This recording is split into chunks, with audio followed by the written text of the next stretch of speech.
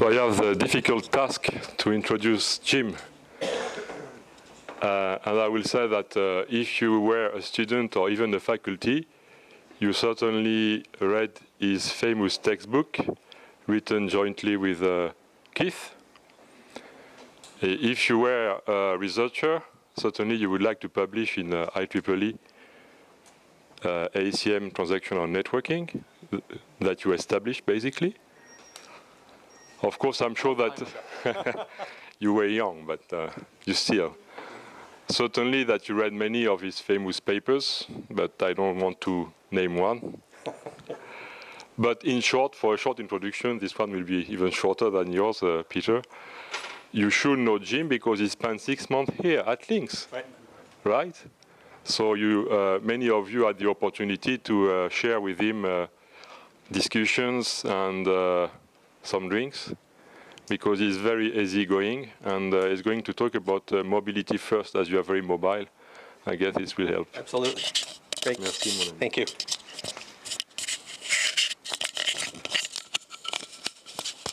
So yeah, it's so nice to be back. I do travel a lot, and I guess I enjoy traveling, but it's a drag. And I was sitting, but coming here, I was sitting on the tarmac in Boston yesterday. We were delayed coming in, maybe because of the typical grève that you have going on now. But I'm texting my wife, and I said, well, you know, I'm sitting here on the plane waiting to go to Paris, but it just feels so good to just be sitting here and knowing when I get off I'm going to be in Paris. So I've had so many wonderful visits here, and the time I spent at the Links, I think I mentioned this in my talk last year, it was really just because I was right at the very end of my stay. And even with a year's retrospective look back, my 5-month stay here looked even better a year later than it was. So it's really, really nice to be back. Last time I talked about some caching work that I was doing, and so for a change of pace, I mean, I'm still working on that project, but I figured you didn't want to hear about that again.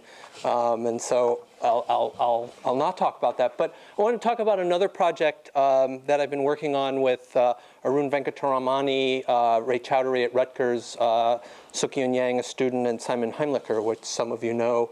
He's a postdoc who I've been working with over the past year on a project called Mobility First. And you know, this is also very much work in progress. So comments and questions and insights are really welcome. So I wanted to give you just a high-level view about the project. It's a pretty big project, as you'll see. And I want to focus on two things. I mean, many of you know sort of where my heart is in modeling. And so I want to talk to you about mobility modeling and some work we've started there. And it's mobility in a very different sense than I think you're used to. You know, we're used to looking at, and I've done work on this also, about, you know, moving between access points and characterizing that mobility. And we're really interested now in moving among networks here in Mobility First. And I want to motivate the interest in that by talking a little bit about a name resolution service that we've been looking at as part of Mobility First. So let's say there's a cast of many, many, many characters. So I'll say just a word about Mobility First and these future internet architecture projects. So people may know that the US National Science Foundation a few years ago funded 4 of these what are called future internet architecture projects. One is CCN that you all probably know about, led by Lisha and Van. One is Mobility First, which I'll just give you a very high-level overview on, and then dive down into the name resolution service and some modeling work. There's one called the XIA, Extensible Internet Architecture, and then one called, which is led by Peter Steenkist, and then there's one called Nebula, led by Jonathan Smith at Penn. And so these are the institutions that are collaborating on Mobility First. It's led by Ray Chowdhury, who any of you who do wireless or mobility certainly know, and UMass is sort of a major partner in this. So for our particular project, you know, you've probably seen these statistics before, but just to sort of bring it back home to you, I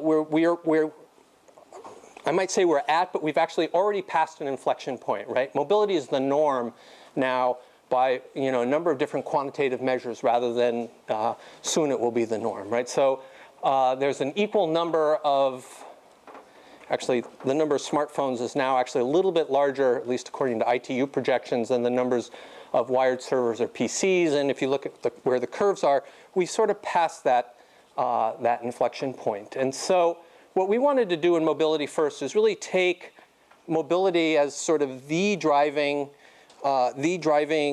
characteristic that we needed to be able to accommodate in an architecture. And I'll talk about what I mean by mobility in just a second. So certainly when you talk about mobility and where you are and also who you are, the issue that probably many people know about is that if you think about an IP address, it localizes you in network space, and it's sort of also your name as well. And so from a mobility standpoint, same identity. What happens when you're the same person and you're changing locations? We have solutions for that, like mobile IP. What happens when you're multiply homed? You're a single person now, but you've got multiple locations where you're tying into the network. I'll show you some interesting measurements that really surprised me in terms of the amount of multi-homing that we're seeing that I think you'll find interesting. And then obviously there are security issues here as well. So I didn't do that animation. It came from Arun. I'm a little bit embarrassed. I meant to take it out when I was going through these slides and forgot to. Sorry. Oh, I said that on camera too. I hope he doesn't see that. Okay. Before I talk to you a little bit about the name resolution service we've been thinking about, so clearly, the DNS and I'm looking for input here. The DNS, I want to say it implicitly assumes that mobility is not the norm, and because with caching and with long TTLs, that information is going to be out in the various caches for time until the TTLs actually time out. So if you're constantly moving, if you're moving back and forth between networks, this is potentially an issue. Mobile IP handles that, of course, by doing the address to location translation via a home agent. So I've got a name, I can get a home address, and then I can get a visited network address through the mobile IP protocol. So that's sort of I wanted to say per IP address. It's based at the edge and implemented in the home network. For those of you who are familiar with cellular architectures, the notion of a home location register and a visiting location register sort of parallel and precede in the cellular world what we're seeing here in terms of mobile IP, and forms a way of doing indirect routing to mobiles. So it's not to say these problems haven't been solved before, right? We know how to do name resolution. We know how to handle mobility, again, primarily through indirection.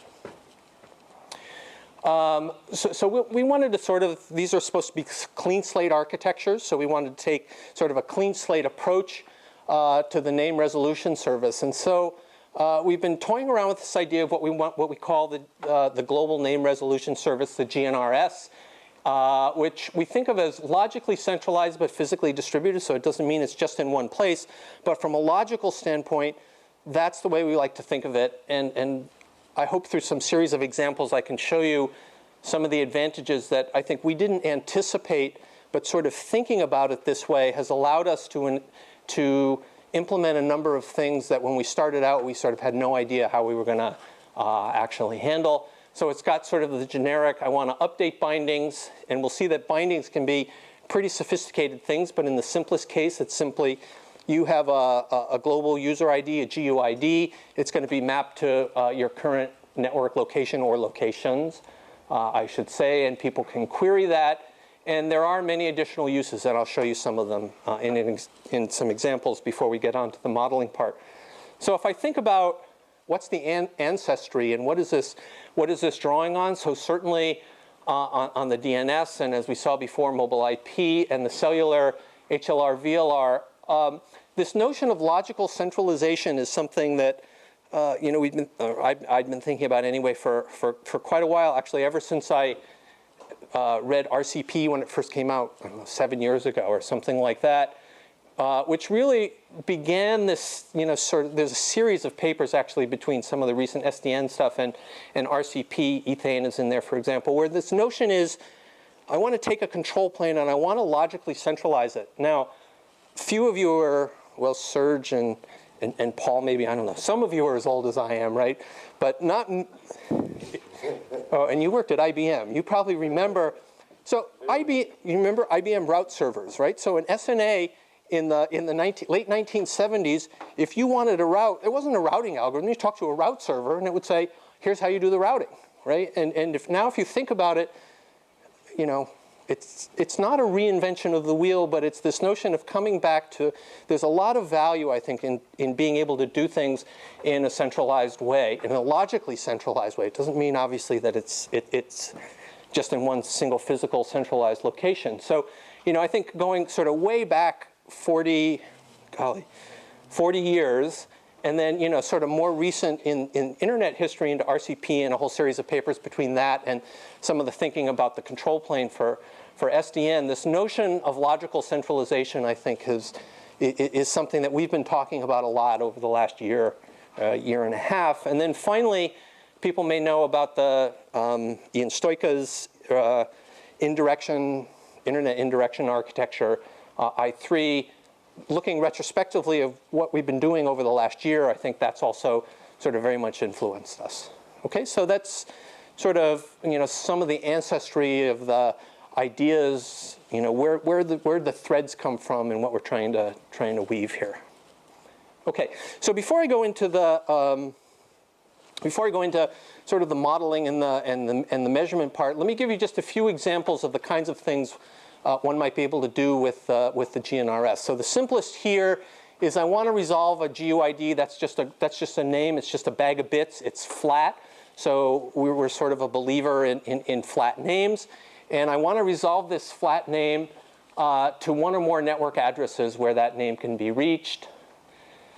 And this is the same kind of thing. The simple, I'm going to register here. I'm going to query here. I'm going to get a network name back, a network address back, and send to the network address. And then when I move, I'm going to do an update. And then when I do a query to locate it, then I'll get the new value back. Okay, so simple enough. When I need to show you this just for some things that we're going to see a little bit later. We have this notion of terminal networks. So these are the things that are sort of lowest level. And if we were just to have lots and lots of these, we'd have way too many. The forwarding tables, if it was just sort of a flat collection of these terminal networks, that's not going to work. So we've looked at this notion that people are familiar with Lisp would know about, of this notion of a two-level hierarchy where we route first to a network, a terminal network, and then to a high-level network, and then from there to a terminal network, and then within the terminal network to wherever you are. So I could query a GUID. What I'll get back is, in the simplest cases, I'll get back a tuple, which will give me, you can think of this as the highest level network address, and then a terminal network address within that network address. So I'm just trying to give you an idea, quick high-level overview of the architecture. And then, of course, when I send, this is the way I'm doing my addressing. So I'm sending to sort of a high-level network here and then a terminal network within it there. And this notion of terminal network, as it turns out, is going to be clearly really important to us because we're going to need to be able to send to this terminal network. Now, in terms of doing multi-homing, if I'm a source, I can register the fact that I'm in this level 1 network, and these terminal network R1, R2, et cetera, but all within network high-level network X3. The destination can do the same thing, and then we have the notion. So once we've got this registration service, what we've been doing is we've been extending it and putting more and more information in there, because in the end, if somebody wants to route to you, or you want people to be able to route to you, you can start sticking policy in there, right? So that if I've got delay tolerant applications, I prefer Wi-Fi, for example. You can put whatever kind of rules you want to instantiate your choices within this logically centralized GNRS. Okay, and that's just another animation of that. If I wanted to do content, there's nothing really too new here, just to say that we think a lot about content and the notion of en route caching, a little bit of what I talked about last time. We can actually do that here. So if I want to get a particular piece of content, I can get one or more network names back, and then I can route to those one or more network names. We know it as an architecture, say which one you actually route to. And then there's en route caching and the mobility first routers. That's sort of a whole different topic to talk about. Okay, and that's sort of the standard, transparent en route caching. In terms of multicast, so again, I've just been looking at the unicast case so far. Let's say I want to send to what we call a multicast GUID. I get a set of terminal networks back. I send to those terminal networks. I don't actually know what the destination hosts are, but these are the GNRS has told me these are the terminal networks that have one or more users registered, or maybe zero, but these are the terminal networks that want to get that information. I send it over there. Let me back that up a little bit. Right, so I send the data over there. The terminal networks then do another lookup saying, okay, look, I've got this MGUID. I don't want the terminal networks. I want the members within this terminal network. So we've got this late binding notion. And once I hit the terminal network here, then it's distributed there. So that's a way we think we could do multicast. It's also, well, okay, so I can do that multiple cases. This is also a way that we think we can do context-aware data dissemination. And we use two examples to sort of focus ourselves. And that is, I want to send to taxi cabs in New York City. There's a message, or sorry, in Times Square. I want to send a notification to taxi cabs in New York City.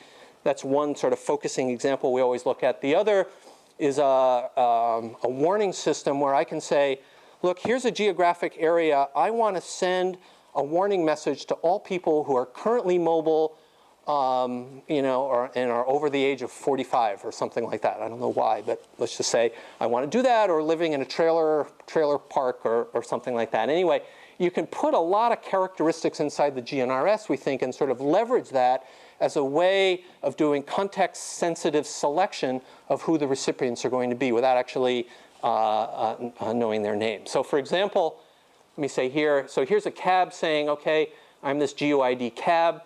I'm living in terminal network T1. Here's my type, and here's where I currently am.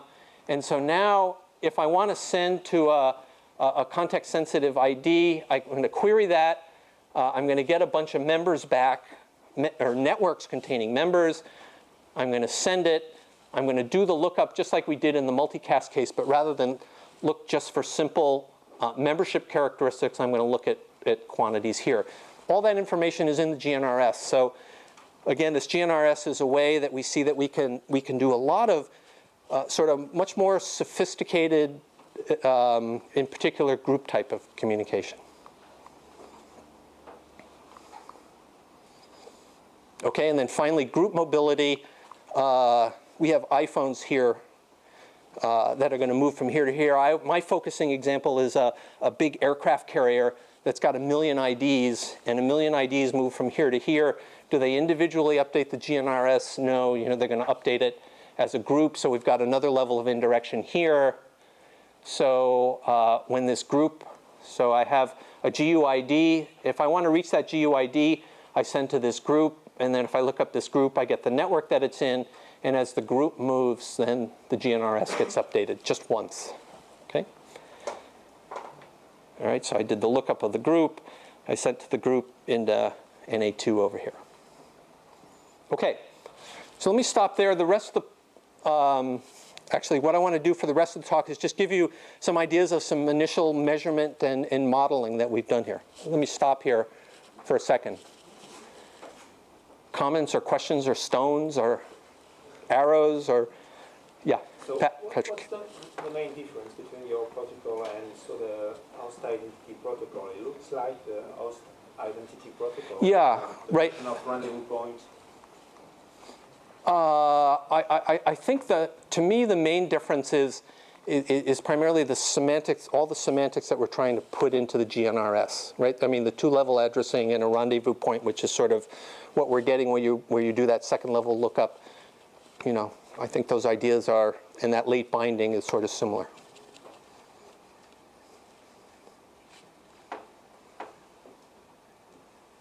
Other comments? Okay.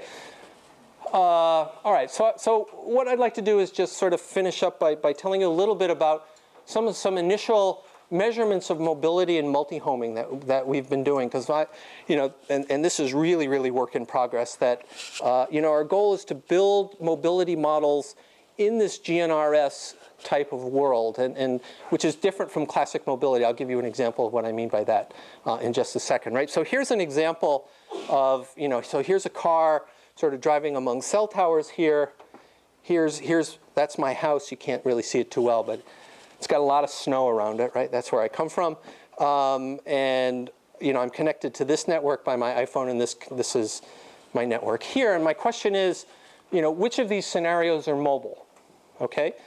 And I want to argue that from an architectural standpoint, this user is not mobile, right? It's not changing terminal networks here. There's supposed to be, well, there is, you can't see it too well. There's yellow right here, right? So even though I'm physically moving here, from a much broader network standpoint, this car is not mobile. If I want to send to it, I'm just going to send to T2. And when it gets to T2, absolutely T2 has to worry about issues of handoff and paging and locating, or however you're going to find out where that mobile node is. But this mobile node is in T2. So from a bigger perspective, from the larger perspective, this is not sort of a network mobile node, okay? Now, if I look at me and, I sit in my house, am I mobile here? Well, it turns out, and this is just for me as an example, this is actually Comcast here, and this is Verizon here. And depending on where I am in my house, so if I'm in my study, I'm always sitting in front of something like this, and I'm using my cable modem.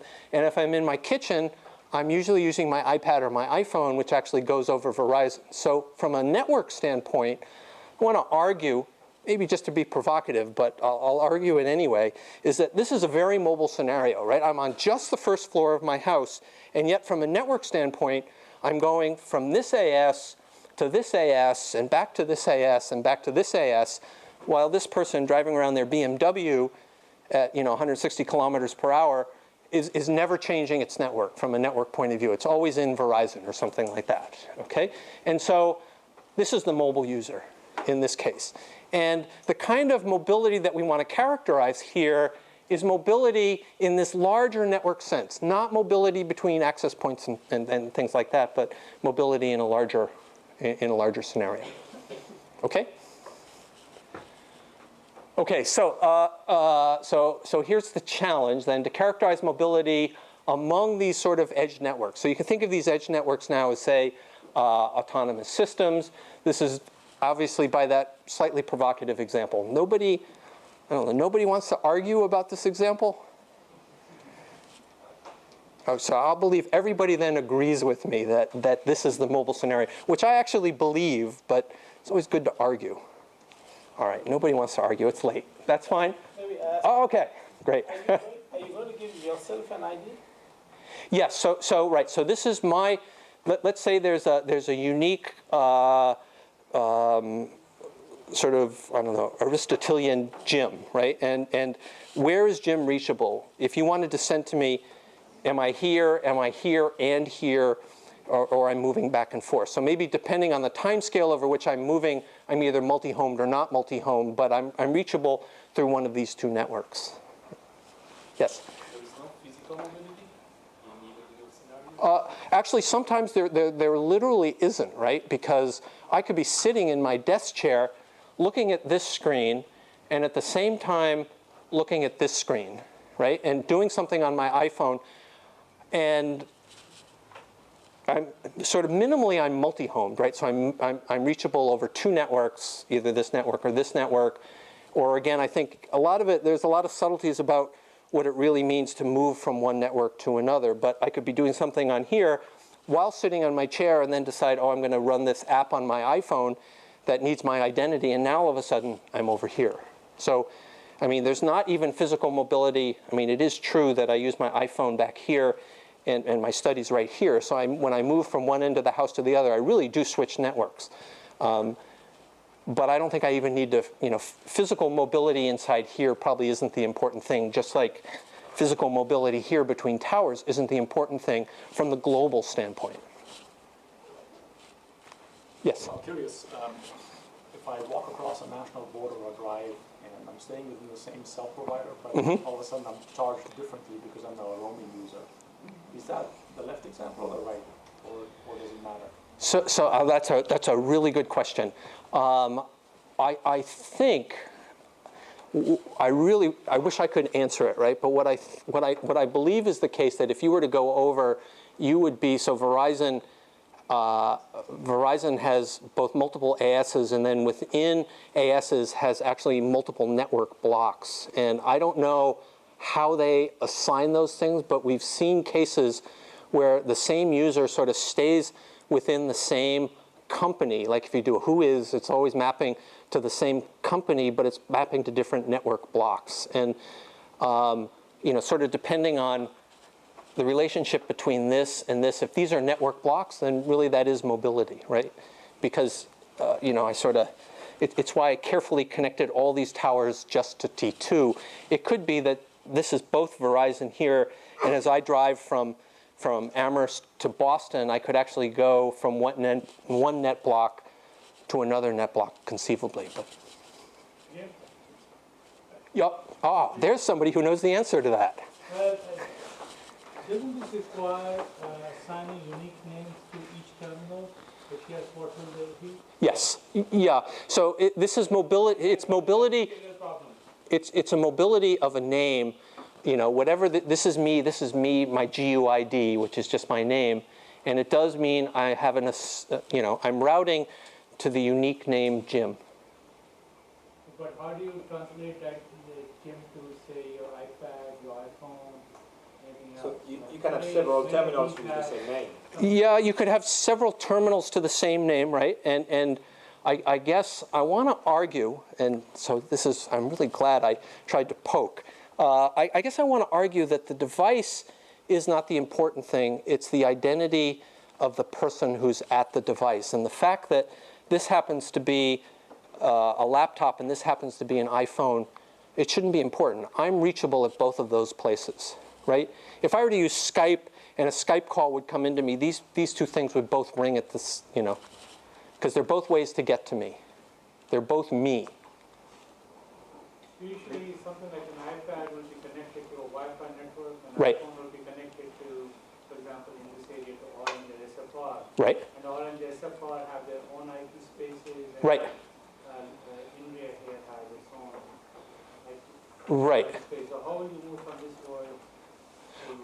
So how is not the question I want to answer here. I'd be interested in your take on this, right? So let's talk about, well, we could talk about INRIA and Orange, or we could talk about this is Comcast and this is Verizon, right? And my iPad and my iPhone go through Verizon, and my my laptop and my wired computer go through Comcast, right? And so if you look, matter of fact, we will look at my mobility in this sense, or not mine, but lots of people's mobility, and you see in the space of, in relatively short periods of time, like in 15-minute intervals, people being multi-homed in multiple networks this way, right? First you've got some activity here, then you've got some activity here. And these are different net blocks here and here. Matter of fact, they're completely different ASs in the case of Comcast and Verizon. Yes? Oh, sorry. You are taking the point of view of the mobility of a user, Jim. Yes. But the mobility of a user, the user request may depend on the service. So I saw different works taking the point of view of the service. It's the service that is mobile through the different borders. It could be administrative borders, as you are highlighting here, networks, operators.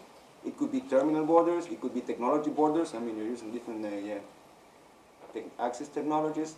But it's the service that is going to move. And you can define the policies of how each of the services you are using are going to move. And it could be different per service, right? I guess maybe a concrete example would help me better understand service mobility as opposed to person mobility. Because I guess I define person mobility as the network through which the that identity of Jim Caros can be reached. So to me, that's my definition of mobility. It's not service mobility. But what the service that you are using. You can be using different services at the same time. Uh-huh. And the one the service will behave when you move will be different. Yeah, so I mean, if you mean like if I'm using Skype here, the way Skype behaves here is different from Skype here? Right. I guess I agree with that, but I guess to me, the important thing is that if you want to reach me by Skype, I'm either available here or both, and I may go back and forth between those two places, right? Like, so if you call me when I'm cooking, this is where I'm going to be, right? So I'm going to be home to you through Skype, through Verizon, right? Because it's going to ring on my iPad in the kitchen. Whereas if you call me in the morning or late at night, you're going to reach me through here probably. Okay, maybe I should take. Okay, all right. So that's good. Okay, so the notion of identity, all right. No, Jim, maybe the confusion is because in Skype, as an example, the device goes to the service and not vice versa, right? So let's say I connect, I don't know, my smartphone to Skype.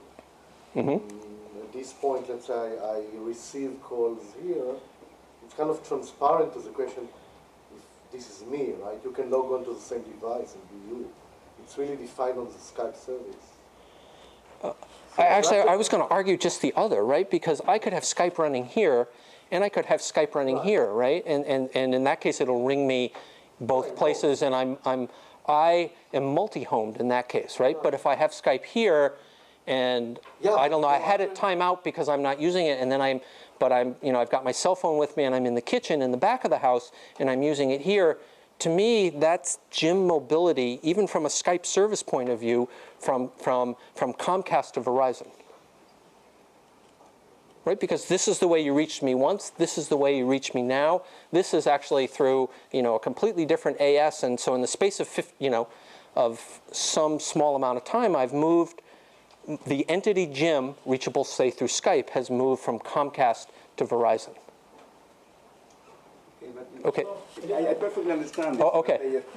Let's take a very simplistic example where you are not moving because you have your mobile phone. You're right at the office. You put your mobile phone in your desk. Okay. And then the service will move into another terminal, into a video conference terminal, for example. Great. So this is the service that is moving from one terminal to the other, although there is no physical mobility of the user. You can do this without right. Right. Yeah. So. Indeed, that's the mobility of any entity with a name, indeed. Right. As soon as you have a name recognized by the system, right. And this entity can move or in between some border, so you manage this mobility with this system. Right. Okay. So that's a beautiful example. All I care about is that I've actually moved from one network to another network, even though I haven't physically moved, right? You say I sit down, I put this in a cradle, and the service migrates from my phone to my laptop because now I'm in front of it. Right, but it could be that you didn't change your network, but still you need to move the service from one terminal to another. Maybe we'll have another address, most probably. I mean, certainly we'll have another address, right? On the same network. Oh, okay. But still you need to move the service. So the only thing I'm saying is that it seems more generic to take the point of view of the service. Okay, so I got the point, and so I agree with you. It's possible to migrate from one service to another service and stay within here, or I can migrate from a service and have my service through here from my service over here. I want to argue that from a larger network viewpoint, if I migrate a service from within T7 from one address that's recognized in T7 to another, that's not mobility from a larger standpoint. Just like this example over here is not mobility. Okay. Wow. Yeah, I'm just thinking about the methods we are going to use to manage the mobility. And it seems that if you take the service mobility point of view, you will cover what you're trying to solve. So that's great. So let me say a word. I mean, I wasn't going to talk about this, but how do I manage mobility in here? From a GNRS standpoint, so long as I'm in T2, it doesn't matter whether I'm here, or here. It's T2's job when I get there to actually find out where I am. So I have to manage that mobility locally, but I don't have to manage that mobility globally. Right. Right. Okay. So, you have perhaps at least 3 phones. Your cell phone, your home phone, your office phone, and you have many different terminals. How would the network know? Like suppose I want to say communicate with you, and I say Jim or Grow say at cs.umass.edu. What will it give me? Which address will it give? Well, so that's a good question. I don't say I know the answer to that, but I'll venture one off the top of my head. whoops, sorry, too many animations, sorry. Oh, I forgot where in the talk it was, where I can actually, I think I ought to be able to stick into the GNRS and be able to say, when Krishan calls me, answer on this device, right? Or we saw the example before that, if it's this kind of call coming in, route it through this particular, I'm preferred to be reached versus, via this particular network. So I think you can embed those kind of preferences and do that kind of policy in the GNRS itself. But this GNRS has to know your location also. For example, you are here. If I try to reach you, your office phone should not ring. I'm not sure there's a should associated with that, right? I could install rules about whether or not my phone should ring there. Okay, let me, I don't want to go on too long. And I want to at least show you some of the measurements just because they're sort of getting us thinking about things. But I'd love, actually we can, this evening over dinner, continue this conversation. All right. Okay. All right, so clearly we're talking about different kind of mobility than physical mobility among access points or among cell towers, which is the kind of mobility that people have traditionally characterized. So we're interested in looking at mobility among these networks, distinct from physical mobility. We could use this for modeling, generating performance models, traffic models, and models for generating control traffic, and for dimensioning purposes. Okay, so how are we planning on doing this? So we've sort of been wondering about this, and we're pursuing two approaches, but the one we're sort of farthest along on right now is people like me. I read my email all the time. Like if you send me email, I may not answer it right away, but I'll see it pretty much right away if I'm awake. I'm just that type of person, right? And so I have my devices all set to poll on 5-minute intervals for mail and stuff like that. And it turns out there are a number of people in our department who are that way. And the nice thing about that is the server then gives us, the IMAP server, for example, gives us a single point where we've got a bunch of logs that show, so my cell phone, wherever it is, IMAP knows exactly where I am and where my computer is and where matter of fact, all my devices are saying I'm right here right now. So we can look at these IMAP logs, look at where are the logins coming from, and then track people that way. Okay, so online users periodically push email. What you actually do is you log in, or you intentionally read email. So over this model, so this will give you an idea about my email reading habits. So over this, that's 7-week period. So I have 7,482 IMAP logins, right? I didn't push login every time, right? Obviously, to do that. So this gives us the ability to track network locations from IMAP, from where we locate it, just because the source IP address from where you're coming from trying to log in is logged. So we looked at these 70 users over this period of time. So some of the graphs I'll show you were generated last night. So that's sort of how in progress the work is. All right, so let me just, I'm just going to data dump you because data is always interesting to look at, okay? So these, I should say, all of these users are at the University of Massachusetts, right? These 70. Matter of fact, they're all in the computer science department. Since we're on camera, I won't say why I chose that group. Here are this is just some data. It doesn't tell us anything about mobility yet. These are the top, just sort the ASs from which the logins come in decreasing order. So Comcast, which is our incumbent cable provider in the area. This is UMass. This is a local provider that competes with Comcast. This is Verizon. This is wireless, AT&T wireless. These are different. I think these are different ASs associated with this is Hughes Satellite. I think this is Hughes Satellite here. Another Verizon wireless here. Okay, just to show where they come from. Okay, so the first thing you might ask is when a user, how long does a user remain on, right? So they're on as evidenced by I think, generating an IMAP login at least once every 15 minutes. So what's the continuous amount of time over which somebody has their device sort of up and running, and it looks something like this. This is just a data dump at this point. So this is sort of the on time. Okay, so network mobility. How many changes does somebody make per hour, where a change is I have an IMAP login from one network, and now I have an IMAP login from another network following it. And so you see the distribution here of sort of how it tails off in terms of numbers of network changes per hour. This is a heat map, so we're sort of playing around with how to visualize the data. Again, with the darkness here, sort of the intensity of the number of changes between, so obviously Comcast and UMass and AT&T wireless. So these are these transitions and these transitions, I believe. So this is multi-homing. So again, this is the situation we've been talking about that nobody likes, but that's okay. So I'm connected to Comcast. I'm connected to Verizon. We've talked about that already. So I'm multi-homed when I'm at home, even though one physical home, right?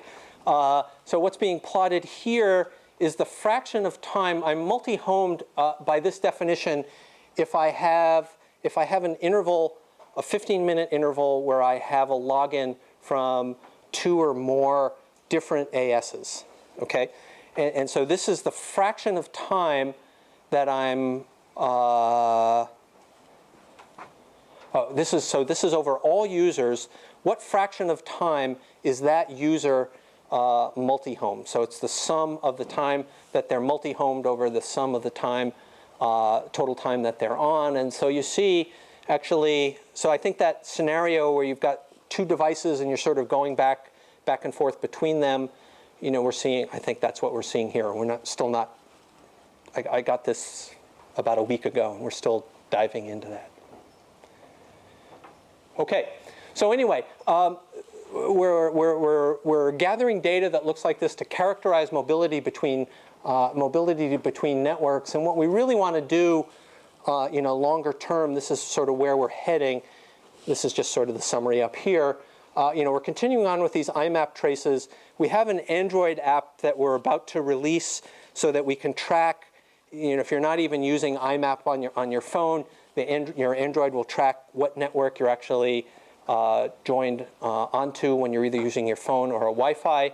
And then, not too far down the road, we've already started talking about this, is to develop some kind of Markovian model for user mobility among networks. And we've done that in the case of access points on a campus, and want to sort of do that, something similar to that between networks. Okay, and I'm sure that's it. It's also time to go and have some drinks, I think, too. Okay, thank you.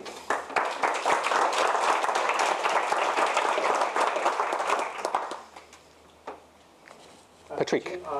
You have evoked the use of the GRS level with an additional level of context awareness or semantic awareness. So it raises the issue of the trustability of this information, how the user can trust this information. For instance, if I take the example of a taxi, you can say that I am quite close to you, and so indeed it is very far. So and as a user, I want to select the nearest taxi, for instance, and so I can be faked by this data. So how to solve this issue? That entire issue, we haven't even started working on that issue in its entirety. Let me say, first of all, though, that all messages, all the messaging that goes on here, the packets are self-certifying and signed, so at least the identity issue of, I can't say, I'm Patrick and I'm in Toulouse, so I can't spoof you that way. So that part's taken care of. The question of verifying location, for example, isn't something we've really talked about at all. Yeah? With the data you have, is it possible to dream of, say, something that would combine this backup chain that you allude to and a random waypoint motion? So I would say you have a user, this user moves, is in a network, he moves according to the random waypoint model, and he ends up either in the same network or in another network. Yeah, and well, so that's a little bit what we did here, where we were looking at, it wasn't quite random waypoint because we were looking at mobility between known access points, but what we tried to model each access point here as an infinite server queue, and the model, even though users sort of very deterministically sort of follow the same path, from this access point to this access point to this access point, as they go from their dorms to classrooms, we found that for accurate modeling, that was sort of in this Infocom paper, that you could still model pretty accurately with a large enough population just by doing probabilistic branching when you come out. And so you could do sort of, you didn't have to worry. Actually, we had to do a two different chain model for one class of users and another. But with two chains, we were able to sort of, each chain operating probabilistically, we were able to match a lot of the statistics that we were interested in. So in a sense, that's sort of like random waypoint, right? You leave one access point, you randomly join another according to some probability that, that we're able to derive.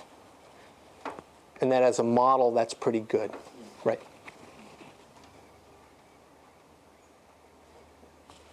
Yep, okay. Regarding mobility measurement, we have developed an IPFix probe, which basically collects net flow data on Android devices, and it is extended with geolocalization data. Wow. And also information about the devices, the network to which it is attached. So it's open source, it's freely available, and there is a draft that is presented at the next ITF on it. So okay, so it'd be great to get the code. It'd be even better to get data at the flow level on Android devices. Yes, probe exists, and it's. Sorry, a probe. I thought it was a measurement. It's a measurement point where you're gathering those statistics. It's a probe on the device. Yeah, okay. Sorry, a probe on the Android device or on on the Android device, and then sends the stuff to a NetFlow collector. I see. Okay. And do you have data that you make publicly available? Yeah, we have data. We have like you're with your computer science department. It's the research group. Oh, okay. Everybody who has an Android device is okay. Okay. has this flow activity. Great. I'd love to talk to you, and I can actually point you to the app that we have. We're just not allowed to announce it. We're not allowed to announce it globally because of IRB requirements in the United States. So it's a process we have to go through. Do you envision GNRS with proactive role, for instance, trying to forecast at the location of the state, the next location or the next state of the end system, for instance, in order to perhaps try to... Yeah, great question. Not something we've talked about. I guess my only comment is that an idea like that is sort of, you could see how to implement something like that, and then there are all the algorithms. But I think this notion, the only reason I say that is, something that I've sort of, some sort of deeply held belief that I have about network architecture now is that there's a great deal of benefit from thinking about logical centralization of functions and then worrying about how to implement that as a distributed, within a distributed system with whatever, BFT requirements you have or whatever. But being able to think about something as logically centralized would mean that you and I could sit down in a few hours, sketch out some ideas about how we could implement something like that and what algorithms might be. But it's not something we've looked at. Going back to Laurent's talk, previous talk, this is a great place where you can learn a lot about the user. So that's it's a critical place too, in terms of privacy, in terms of... Yeah, actually, I'd love to talk about privacy, but maybe over drinks also. Krishan. So you've been using the fragment information to come up with the approximate location. How about other sources of information? Do you look into that? Location of phone, whether call Well, we don't have any.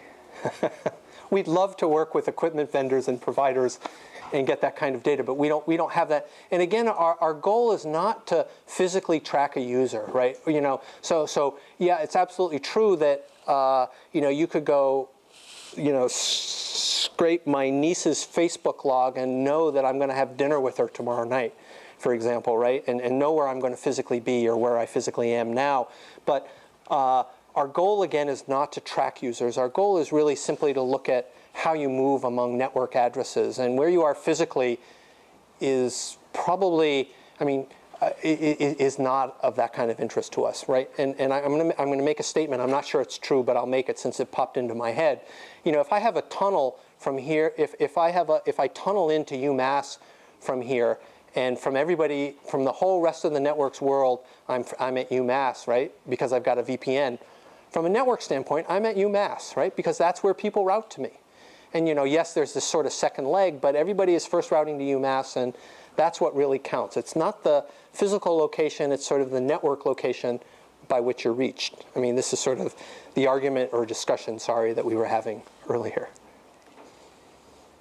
But we don't have access to anything else. Doing this project made me realize how poor we as researchers are in terms of data that we have about user behavior compared to, well, Google, of course, but really lots and lots of others. Okay, on that sad note, I think we should stop. Thank you.